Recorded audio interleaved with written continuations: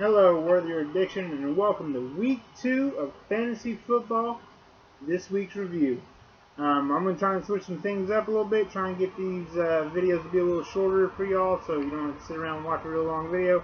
So let's dive in it. And we have got a few moms that have gone through a few changes this week. So let's get started with Miss Mary. And Lori! Oh man, Lori Williams.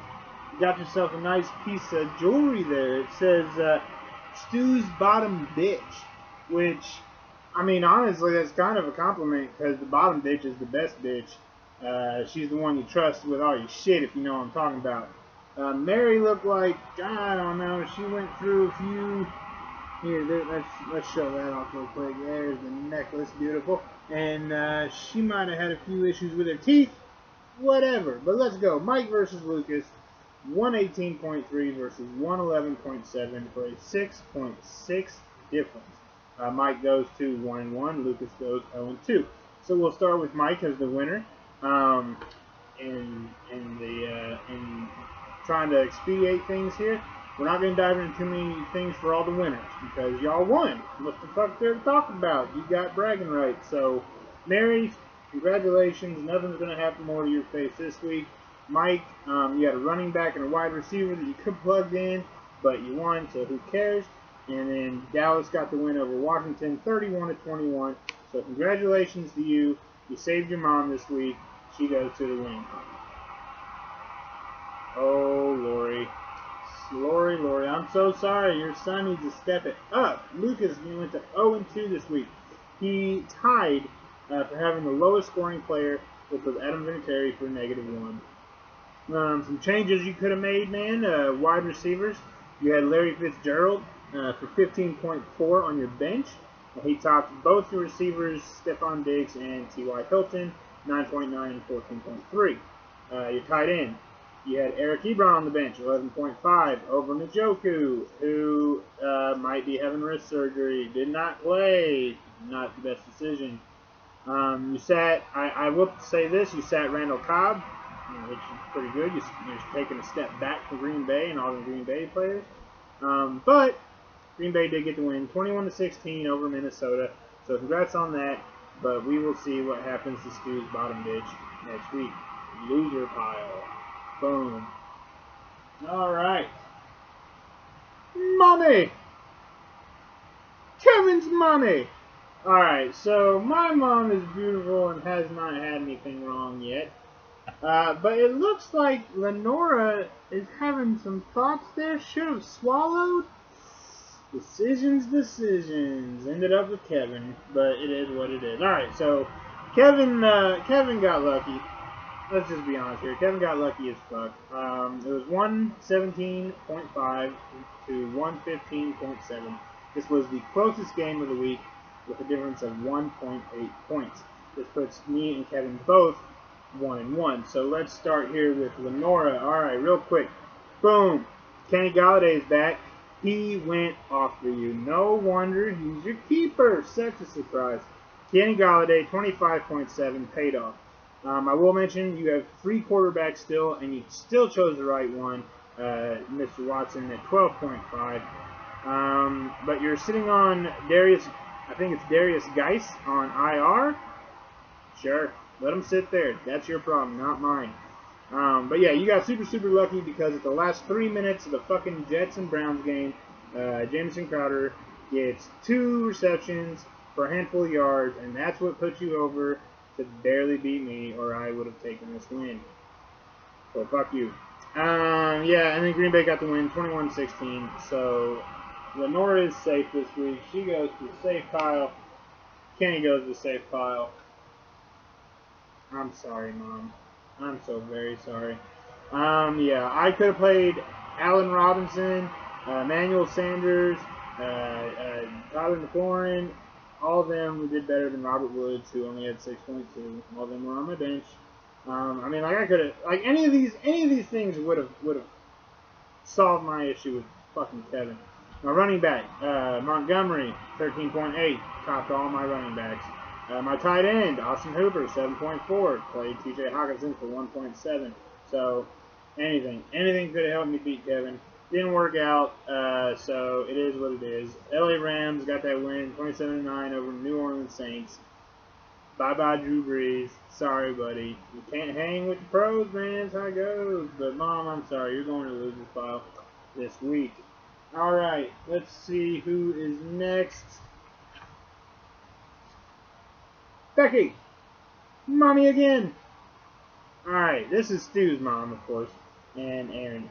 Aaron won 125.7 to 106.4. That's a 19.3 difference. To very quickly talk to Aaron. Surprisingly, Kamara won. That part's not surprising because it's we went against the Rams. But Kamara and McCaffrey got you 7 and 7.3. That if they keep playing like that, there is not that much confidence in your team. You did have a running back and a wide receiver on the bench that you could have plugged in. Doesn't matter because you won. And Detroit got the win over the Chargers, 13-10. So congratulations to that. Becky, you are safe yet again. Here you go to the winner's pile. Oh, Mom, I'm so sorry. Stu and I both lost. It's Stu's fault mostly.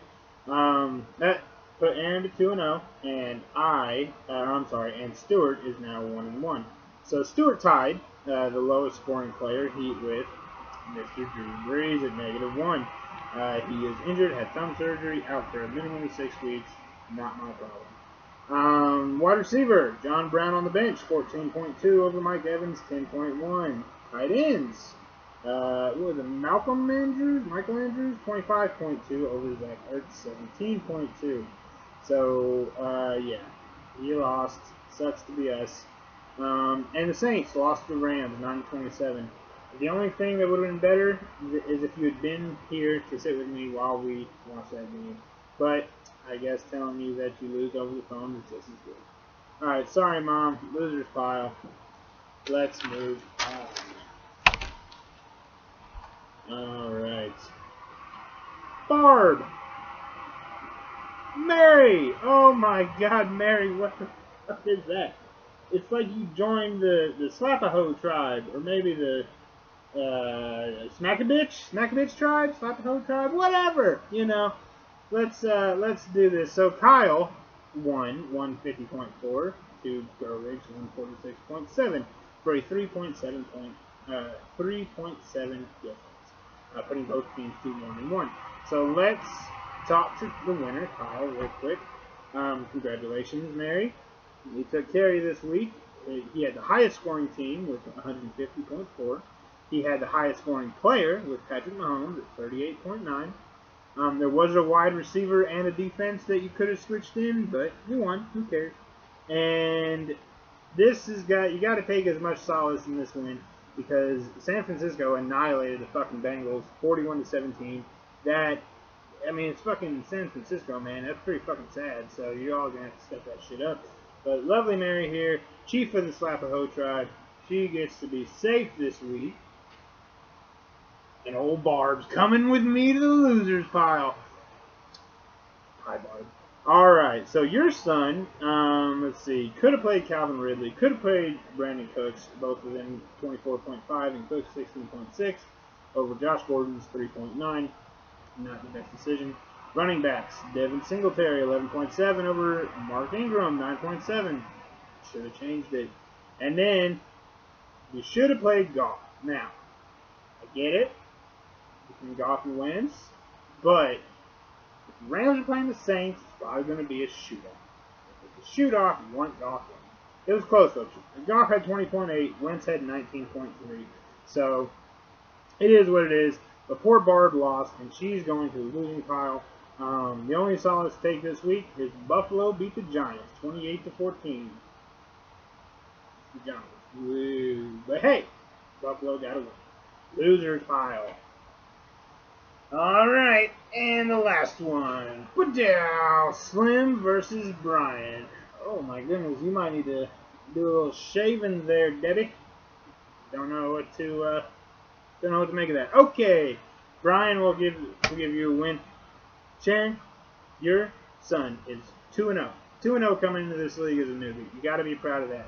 He had a wide receiver and a tight end that he could have switched in. Not a big deal. He also had an open roster spot for some reason, but he took care of that. The one thing I can say, Sammy Watkins only got 10.9. That was such a bad trade. Such a bad trade. Not my problem. And also not my problem is the fact that, again, Cincinnati lost to San Francisco 41-17. That's a bitch. But your mom is safe, and she gets to go to the winners pile. Oh, Debbie. Yeah. Oh, I'll throw this out there also. Come here, Shannon. But now, this was the biggest ass kicking at 31.3. That was a huge ass kicking, 126.6 to 95.3. So, biggest ass kicking of the week. Alright, so to begin with Debbie, there is a name change on Slim's team. His new team name is Casa de Wilson, QNE, standing for Quentin and Emmett. Congratulations. Everybody shoot Slim a text or a message. He had his baby. Beautiful boy, little Emmett. We're all really happy for you, Slim. We really, really are. I'm glad the baby's doing great. I'm glad Mama's doing great. Grandma might scare the kid a little bit with her mustache. You might want to tell her to shave that. That's between you guys. But congratulations. And remember, it's not an excuse not to play fantasy football.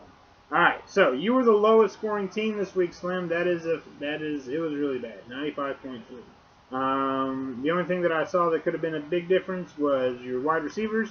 Tyler Lockett, 17.9. Curtis Samuel, 14.3 on your bench over Julian Edelman and Alshon Jeffrey, 9.2 and 0. And of course, you're a Saints fan. They lost to the Rams, 9-27. So, boom, you joined the losers pile. Alright, guys. I'm going to wrap this up. Pretty quick video. Here's all the losers. Expect to see new things going on here next week. Until then, though, best of luck. And I'll see you out there.